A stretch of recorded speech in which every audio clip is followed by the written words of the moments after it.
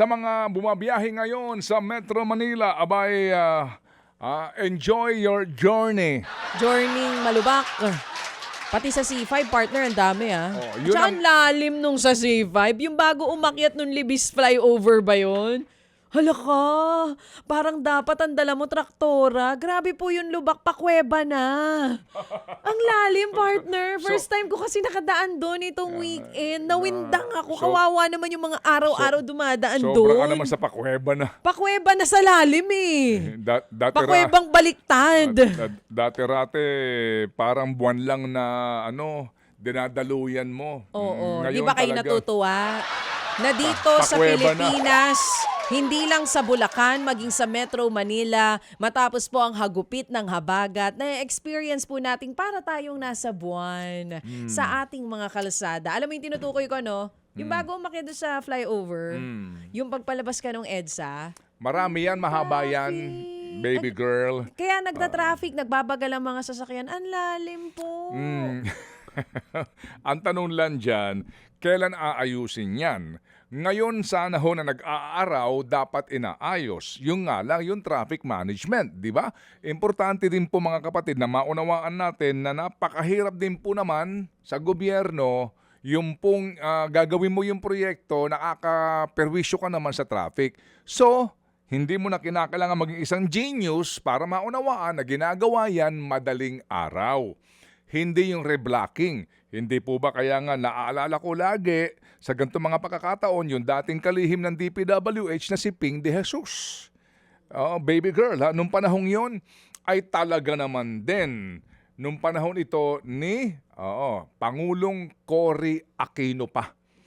Yang lubak-lubak na yan, magmula noon hanggang ngayon yan. Lalo na kapag nag-uulan. Ngayon po kahit na ipangalandakan na ang kanila pong asfalto ay pinakamahal, pinakabago, ganun din. Wash out din po. Lalo na ho kapag daw nabababad sa tubig. Nasa linya ngayon si Chairman Romando Artes po ng MMDA sa isyong ito. Good morning, Chairman. Good morning, Kated, DJ Chacha, at sa inyong taga-subaybay. Morning. Opo. Salamat sa panahon. Chairman, alam po namin na hindi niyo responsibilidad po na magtapal ng asfalto sa mga lubak-lubak. Pero paano ho ba ito ngayon? Na tila baga ang dami po nitong mga lubak na ito, nagkalat po ito, wala pa pong ginagawa halos ang DPWH. Paano po kung sakasakali ba ang inyong ugnayan sa kanila sa usapin po ng pag-repair po, anong oras na hindi makakagambala po sa traffic?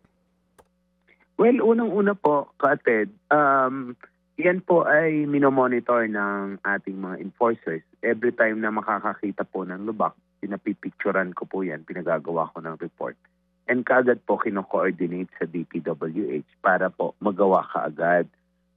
Yung naman pong sa oras ng paggawa, pag major repair po kasi, Kated, inaalaw namin sila ng sa gabi lamang. Pero ang problema po namin, yung mga urgent talaga pong i-repair na mga potholes na malalalim talaga na nakaka-aksidente, pinapayagan po namin magsagawa ng immediate repair. Yun po yung medyo mabilis lang, 1-2 oras.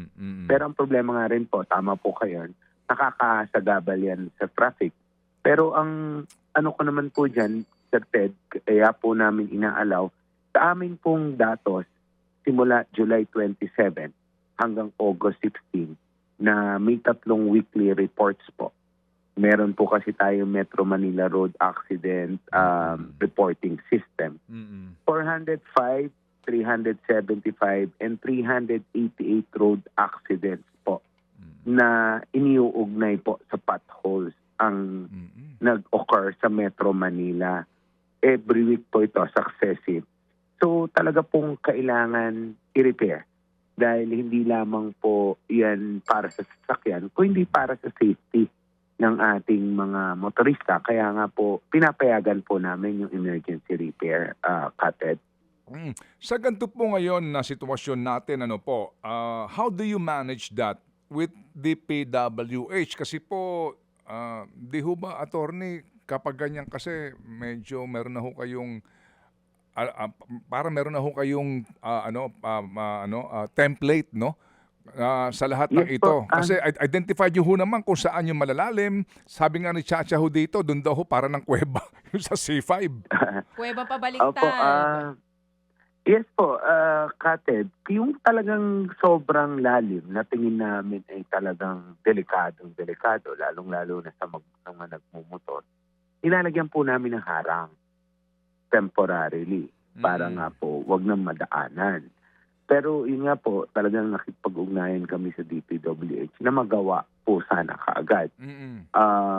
In the meantime, habang gumagawa sila, we manage the traffic po. Naglalagay po kami ng enforcers.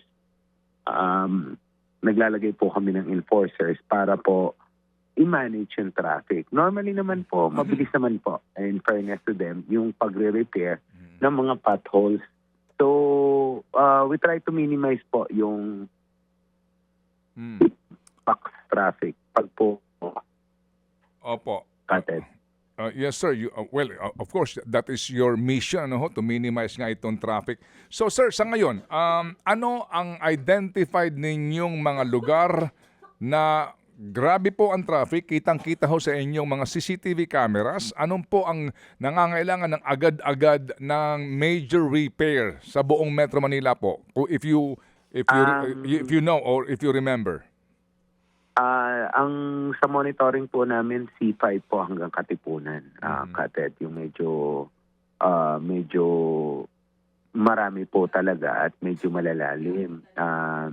Maybe because dinadaanan po kasi ng truck yan. So, pag nagsimula na maliit pa lang, pag nadaanan ng truck, may ipunan ng tubig, mas mabilis po kasi yung paglaki ng mga butas. So, yan naman po, again, nakipag-ugnayan na tayo sa DPWH.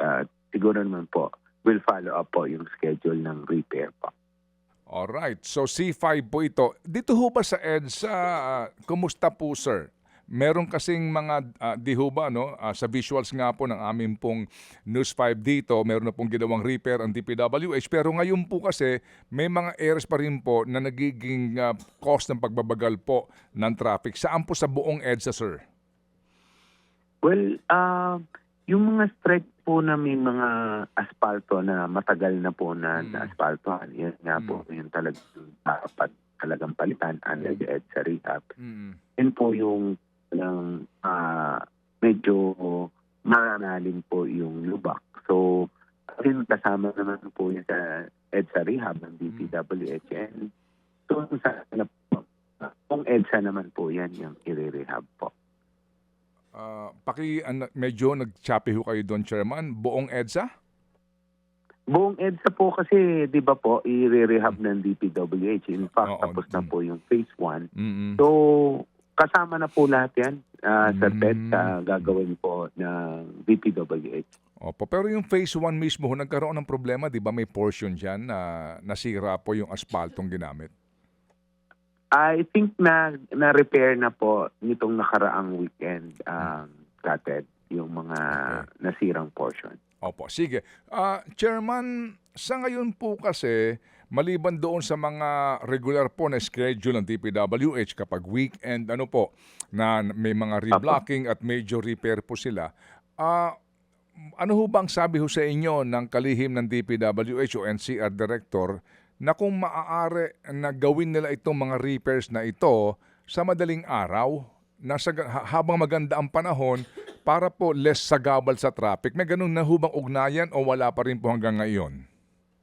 Meron naman po. It's just that nga po, Kated, yung mga talagang critical na mga potholes, pinapayagan po namin silang mag-conduct ng emergency repair. Kasi lalong-lalo na po doon sa nade-determine namin sa aming application na laging nagkaka-aksidente doon sa lugar because of the potholes. So, yung po mga ganoon, kahit hindi po gabi, kasi minsan po sinasamantala nila yung init ng araw para po mas mabilis sila na makapag-repair po. Kasi ang ginagamit po nila ay asfalto para po nga po mabilis pong ma-repair. And hindi ko lang po alam yung technology dahil hindi naman po kami gumagawa. I think mas better po yata yan na ginagawa pag walang ulan. Yes sir, yung nga po, no? Well anyway, sige po, kaya ho kami tumawag nga para lang ho natin maintindihan kung ano po ang papel ngayon ng MMDA dito po sa sangkaterbang lubak sa ilang bahagi po ng Metro Manila. Salamat po, Chairman Artes. Salamat po, Kated. Opo. Thank you. Mga kapatid, patuloy po kayong tumutok sa 105.9 True FM para sa totoong balita, impormasyon, music and entertainment. Mag-subscribe sa aming YouTube channel at podcast at sundan nyo kami sa Facebook, Instagram, X at TikTok sa True Network PH. Bisitahin din po ang aming official website, truefm.ph. At panoorin din kami sa True TV Signal, Channel 19. Kami po ang 105.9 True FM. Laging true sa'yo, kapatid.